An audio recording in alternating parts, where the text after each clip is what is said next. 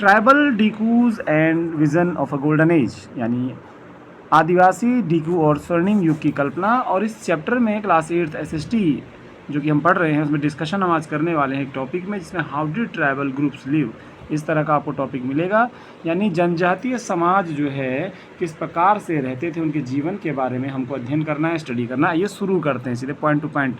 आप इससे पहले ये जान चुके हैं कि जो ट्राइबल कम्युनिटीज़ हैं उनका जो जीवन है वो पूरी तरह से जंगलों में निर्भर रहता है।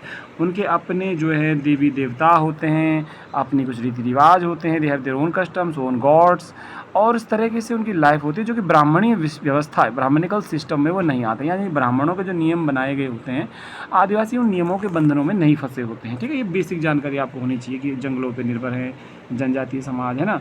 लेकिन अब क्या कि आदिवासी समाज जो भारत का है वो रहता किस प्रकार से था, क्वेश्चन मार्क ये। तो चलिए उस पर बात करते हैं। बहुत सारे टॉपिक्स और पॉइंट्स में दिए गए हैं, उसकी बात कर लेते हैं।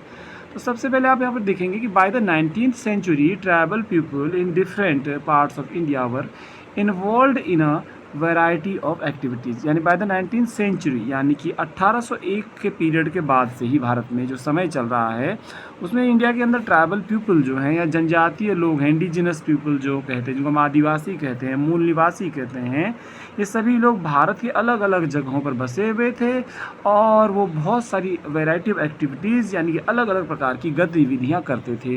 गतिविधियों में आपका ये भी आ सकता है कि कहीं पर वो विशेष प्रकार की खेती कर रहे हों, कहीं पर वो पशु पक्षियों को मार के शिकार कर रहे हों, कहीं पर जड़ी बूटियाँ इकट्ठा कर रहे हों, कहीं भेड़ बकरियाँ चरा रहे हों, कहीं पर जानवरों को पाल रहे हों। इस तरह की गतिविधियाँ अलग अलग हर जनजाति अलग अलग तरीके से करती है। तो आइए इसको हम स्टडी करते हैं। सबसे पहले मैं आपको एक मैप दिखाना चाहूँगा। अगर आप एक मैप को देखेंगे और ये वाला मैप वो यहाँ पर आपके सामने दिखाई देगा, इस मैप को गौर करेंगे इस मैप पे अगर आप देखेंगे, इसमें आपको नॉर्थ इंडिया के अंदर ये वाला जो स्टेट दिखाई दे रहा है ये हिमाचल प्रदेश है। तो हिमाचल प्रदेश की जो जनजातियाँ दो यहाँ पर दिखाई गई हैं वो हैं गद्दी और वन गुज्जर। यानी हिमाचल प्रदेश की जो ट्राइब्स हैं वो हैं गद्दी और वन गुज्जर। इसी तरह उत्तराखंड की एक फेमस ट्राइब है जिसका नाम है भोटिया, जो कि उत्तराखंड में है।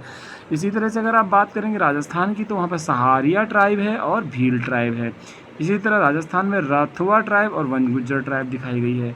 मध्य प्रदेश में गोंड, बंजारा और बैगा ट्राइब दिखाई गई है। इसी तरह अगर आप आगे बढ़ेंगे तो यहाँ पर झारखंड जो हमारा स्टेट है वहाँ पर आपको संथाल, मुंडा, ओरांव, इस तरह की जनजातीय समुदाय आपको दिखाई देगा यहाँ पर। तो इस तरीके से ये चीज़ें चली हुई आ रही हैं। अलग अलग राज्यों में अलग प्रकार की जनजातियाँ आपको दी गई हैं। अब मेन टॉपिक पे हम दोबारा से आते हैं कि भाई हम ट्राइबल ग्रुप्स के बारे में जानने वाले थे, तो चलिए शुरू करते हैं। समवर झूम कल्टिवेटर्स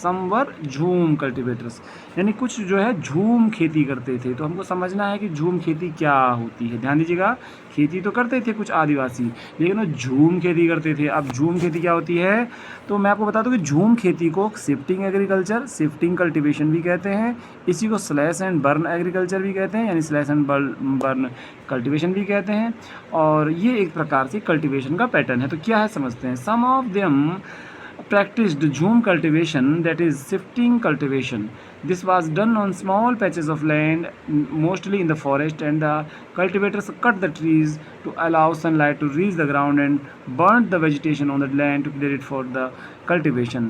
यानी सबसे पहले ये लोग क्या करते थे, आदिवासी लोग झूम खेती में शिफ्टिंग कल्टीवेशन यानी जिसको हिंदी में स्थानांतरित कृषि बोलते हैं, उसमें खेत एक छोटा सा ज़मीन के टुकड़े को साफ़ करते थे, उसको तैयार करते थे जंगल के अंदर। फिर उसके बाद वहाँ जंगल में कहीं पर पेड़ काटे जाते थे ताकि ज़मीन तक रोशनी सीधी पहुँच सके। साथ ही साथ तो जंगल में पेड़ों को आग लगाई जाती थी, नेचुरल वेजिटेशन को आग लगाती थी और ज़मीन को साफ़ जंगल में करते थे ताकि वहाँ पर खेती की जा सके। यहाँ पर खेती करने का तरीका झूम खेती में क्या होता है, हल नहीं लगाया जाता है। दे डोंट यूज़ द हो, वो नहीं करते हैं use, they don't use the plough, they plough यानी हल यूज़ नहीं करते हैं।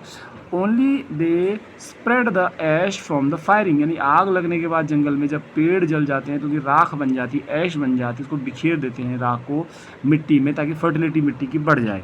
विच कंटेंट पोटास, यानी उस जो राख में पोटास होता था जो कि मिट्टी को उर्वरकता या फर्टिलिटी को बढ़ाता था। They used the axe to cut the trees, यानी कुल्हाड़ी का प्रयोग करते थे पेड़ काटने में। And the hoe to scratch the soil, और हल नहीं लगाते थे, सिर्फ कुदाल का प्रयोग जो ज़मीन को खुदाई करने में, मिट्टी को खुदाई करने में करते थे। ये उनका एक तरीका था। अब इससे क्या होगा, इससे खेती की ज़मीन उनकी तैयार होनी शुरू हो जाएगी। दे स्प्रेड द एश, हो गया ये भी बात है। They use the axe to cut the trees and the hoe to scratch the land in order to prepare it for the cultivation. ताकि खेती करनी है पेड़ काटने पड़ेंगे, साथ ही साथ जो है कुदाल का प्रयोग करके मिट्टी को उलटना पुलटना पड़ेगा। दे ब्रॉडकास्ट द सीड्स, ध्यान दीजिएगा, झूम खेती में बीजों को बोया नहीं जाता है, झूम खेती में बीजों को बिखेरा जाता है। इसलिए यहाँ पे लिखा they broadcast the seeds. Broadcast means बिखेर देना, हाथों से छोड़ देना, बिखेर देना। इसमें बोया नहीं जाएगा, सिर्फ बीजों को छोड़ देंगे हम, हवा में बिखेर देंगे। That is scattered the seeds on the field instead of ploughing the land. यानी खेत में कोई हल नहीं लगेगा, खाली उसमें बीजों को बिखेर दिया जाएगा ज़मीन के ऊपर। एंड शोइंग द सीड्स, और यहाँ पर जैसे कि बीज बोना नहीं है, हल लगाना नहीं है, खाली बीज बिखेर देने उस मिट्टी में। Once the crop was ready and harvested they moved to another place और another field in search of field they go. तो इस तरह से वो क्या करते थे, जब उनको लगता था कि इस लैंड का, इस ज़मीन का जहाँ पे जंगल में वो खेती कर रहे हैं, उसकी फर्टिलिटी ख़त्म हो गई है, खेत की फसल पूरी हो गई है, तो वहाँ पर उस जगह को छोड़ देते थे किसान, जो हमारे झूम खेती करने वाले आदिवासी हैं, और दूसरी जगहों पर चले जाते थे। A field that had been cultivated once was left fallow for several years।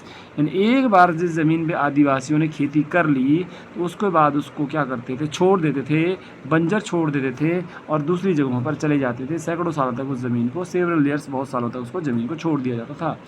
तो ये जो है अपने आप में एक झूम खेती की विशेषताएं हैं, अलग विशेषताएं हैं। अगला पैराग्राफ को देखते हैं, यहाँ पर समझने की कोशिश करते हैं।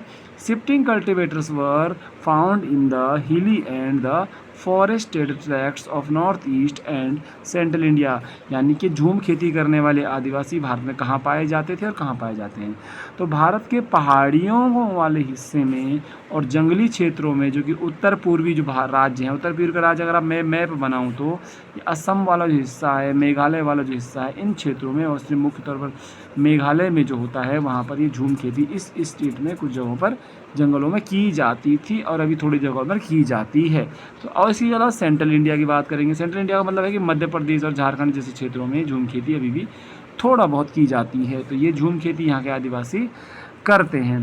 The lives of these tribal group people dependent on free movement within the forest and on being able to use the land and forest for growing their crops, and that is the only way they could practice shifting cultivation। यानी यहाँ पर जो इनकी ज़िंदगी थी इन आदिवासी लोगों की, वो डिपेंड करती थी इस बात पे कि जंगलों में वो मुक्त रूप से फ्री इंडिपेंडेंटली जंगलों में मूवमेंट कर सकें, साथ ही साथ वो जंगलों के जो रिसोर्सेज हैं, उसी लैंड हैं, जो फॉरेस्ट है, उनको यूज़ कर सकें, ताकि उनका जो जीवन है, फसलें हैं, वो अच्छे से चले, फसलें उगा सकें।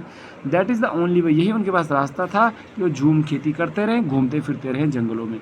तो आज का टॉपिक कुल मिलाकर के आपके पास ये था, how did tribal groups live, यानी आदिवासी जो है समुदाय जो है ट्राइबल कम्युनिटीज़ कैसे रहते थे। तो इसका आंसर आपके पास क्लियर हो चुका है कि आदिवासी जंगलों में रहते थे और वहाँ पर रहने का एक तरीका ये भी था कि वो झूम कल्टीवेशन करते थे, जिस झूम कल्टीवेशन को हम शिफ्टिंग कल्टीवेशन के नाम से भी जानते हैं, जिस झूम कल्टीवेशन को हम आम तौर पर एक स्लैश एंड बर्न एग्रीकल्चर के नाम से भी जानते हैं, और जिस झूम एग्रीकल्चर को हम जो है अन्य कई नामों से जानते हैं। तो झूम खेती क्या होती है, झूम खेती कौन करते हैं, कहाँ करते हैं, तो जंगलों में रहने वाले आदिवासी एक बार बड़े पैमाने पर या छोटे पैमाने पर पेड़ों को काट करके एक ज़मीन तैयार करते हैं, फिर ज़मीन पर राख जो है, पेड़ों की जली हुई आग जो होती है, उससे जो राख पेड़ों की होती है, उससे राख को मिलाया जाता है, और फिर क्या होता है, उसमें बीज बिखेर दिए जाते हैं, बीज बोए नहीं जाते हैं, हल नहीं लगाया जाता है, और इस प्रकार की पूरी जो प्रोसेस है इसको झूम खेती कहते हैं। इस वीडियो को आपको कैसा लगा ये मुझे आप ज़रूर बताइएगा, और मेरे वीडियो को देखने के लिए आपको बहुत बहुत धन्यवाद। Thank you very much. मेरे चैनल को सब्सक्राइब कर लीजिएगा, जैसे भी आपके कमेंट्स आते हैं उस अनुसार काम करने की कोशिश करेंगे।